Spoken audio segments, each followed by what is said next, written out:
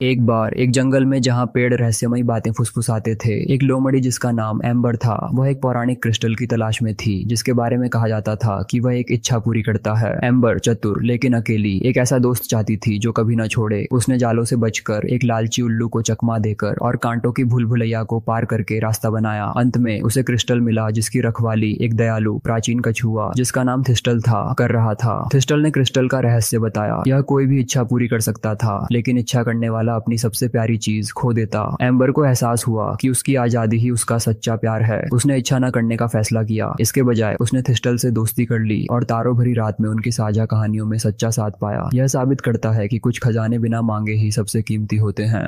एक बार एक जंगल में जहां पेड़ रहस्यमयी बातें फुसफुसाते थे, एक लोमड़ी जिसका नाम एम्बर था, वह एक पौराणिक क्रिस्टल की तलाश में थी जिसके बारे में कहा जाता था कि वह एक इच्छा पूरी करता है। एम्बर चतुर लेकिन अकेली एक ऐसा दोस्त चाहती थी जो कभी न छोड़े। उसने जालों से बचकर, एक लालची उल्लू को चकमा देकर और कांटों की भूल भुलैया को पार करके रास्ता बनाया। अंत में उसे क्रिस्टल मिला जिसकी रखवाली एक दयालु प्राचीन कछुआ जिसका नाम थिस्टल था कर रहा था। थिस्टल ने क्रिस्टल का रहस्य बताया। यह कोई भी इच्छा पूरी कर सकता था, लेकिन इच्छा करने वाला अपनी सबसे प्यारी चीज खो देता। एम्बर को एहसास हुआ कि उसकी आजादी ही उसका सच्चा प्यार है। उसने इच्छा न करने का फैसला किया। इसके बजाय उसने थिस्टल से दोस्ती कर ली और तारों भरी रात में उनकी साझा कहानियों में सच्चा साथ पाया। यह साबित करता है कि कुछ खजाने बिना मांगे ही सबसे कीमती होते हैं।